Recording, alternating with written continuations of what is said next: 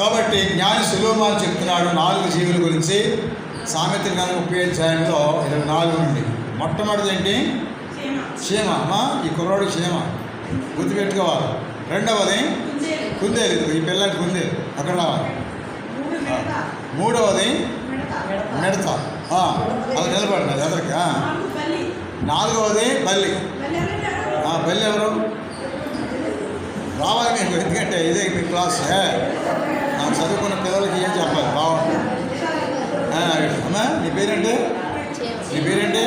క్షేమ. నీ పేరేంటి? కుందేలు. నీ పేరు? మిడత. చదివిన వర్షం నిలబడ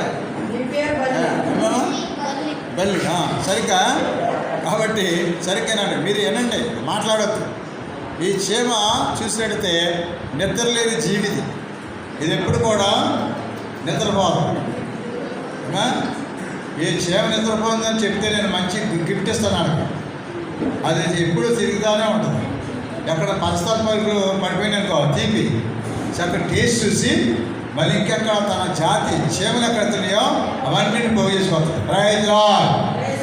అందుకే చిన్నది జీవే, కానీ వేసవికాలంలో ఏం చేద్దంటే ఆహారం సమకూర్చుకొని అండర్ గ్రౌండ్లో దాచుకుంటుందంట. ఎందుకంటే వర్షాకాలం వస్తే ఆహారం తెచ్చుకోవడం కష్టం కదా. వానొచ్చింది ఎక్కడికి వెళ్తుంది. అందుకే తెలివైంది క్షేమ. ఎప్పుడు మెలకు వాడుకుంటుంది, చక్కని ఆహారం సమకూర్చుకుంటుంది అని జ్ఞాని సులోమని చెప్తున్నాడు. కాబట్టి క్షేమను చూసి మీరు ఏం చేసుకోవాలన్నాడు? బుద్ధి తెచ్చుకోమంటాడు. ఓ మనిషి, ఓ మానవుడా, ఓ స్త్రీ పురుషుడా, ఇదిగో ఆ క్షేమ చూడండి.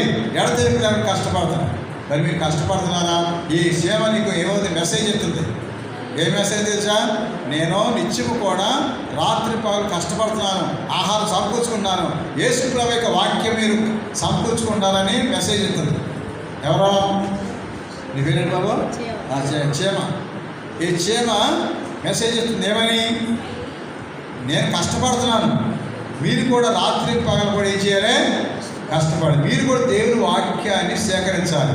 దేవుని వాక్యాన్ని మీరు సంపాదించుకోవాలని క్షేమ మంచి సందేశం ఇస్తుంది. Praise Lord. చప్పట్లు కొట్టండి. కాబట్టి క్షేమలో నిత్యము కూడా ప్రతి మంది కష్టపడాలి. కష్టే ఫలి శ్రమయవి చేయతే. ప్రతి వ్యక్తులు కష్టపడి పనిచేసేవాడు దారిద్ర్యమని చూడని జ్ఞాని సులోమని చెప్తున్నాడు. చాలామంది పేదరికం దరిద్రం ఎందుకు వస్తుందంటే కష్టపడవలసిన రోజుల్లో కష్టపడకపోవడమే దరిద్రం, దారిద్ర్యం, అది పేదరికం. కాబట్టి క్షేమలందరూ మనకు జ్ఞాని సులోమని చెప్తున్నాడు. ఇంట్లో తిరిగిన క్షేమ